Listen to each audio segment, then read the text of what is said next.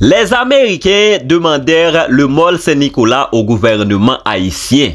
Dans les années 1880, les États-Unis, ayant été à la recherche de sites stratégiques dans la Caraïbe, avaient jeté leur dévolu sur le Mall Saint-Nicolas.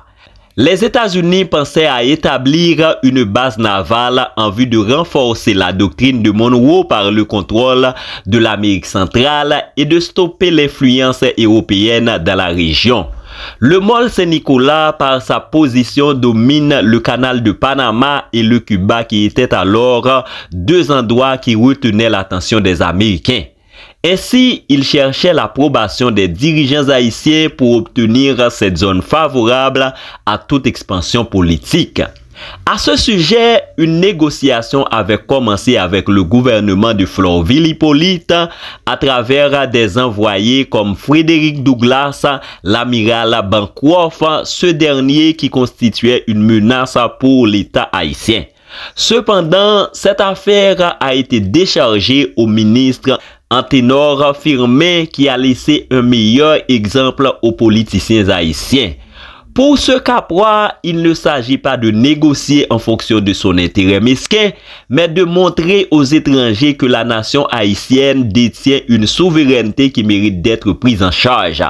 Firmin rejeta la demande des Américains en se basant sur la Constitution d'Haïti et invoquant l'adhésion inflexible de la nation au principe de la souveraineté nationale.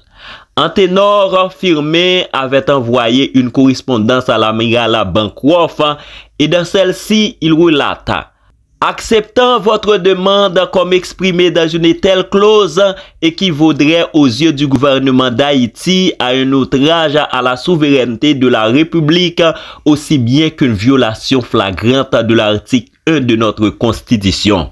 Car en renonçant au droit à disposer librement de son territoire, donnerait tacitement son accord à une aliénation de ce territoire dans le futur. Firmin fut alors ministre des Affaires étrangères. Il a su préserver la souveraineté et l'intégrité territoriale du pays. L'issue de cette affaire témoigne combien certains dirigeants se sont engagés à faire respecter les intérêts d'Haïti contre les ambitions impérialistes des États-Unis. Toutefois, en 1902, le vieux Nord Alexis, déjà parvenu au soir de sa vie, est nommé président d'Haïti face à Anténor Firmin qui a marqué son temps. L'histoire est triste. La meilleure, ce sera nous demain. Avançons pour une autre Haïti.